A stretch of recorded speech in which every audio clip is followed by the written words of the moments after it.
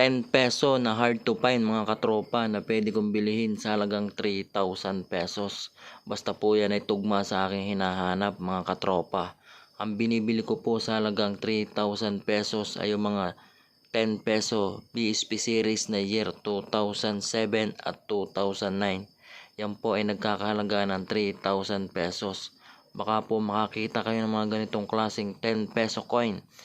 Yan po, kitang-kita nyo po kung gaano kaganda niyan.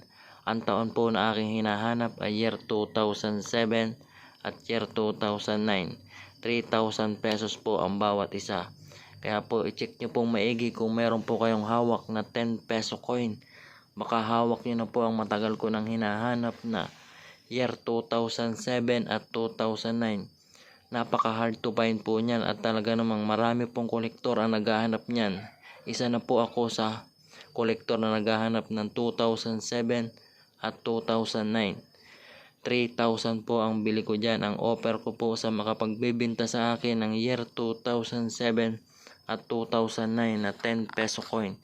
Kaya po i-check nyo pong maigi ang inyong mga hawak na barya sapagkat ako po ay naghahanap niyan. Maraming pong salamat. Sana po i-check nyo pong lahat ang mga baryang dumadaan sa inyo. Yun lamang po. Happy hunting po sa inyong lahat mga katropa.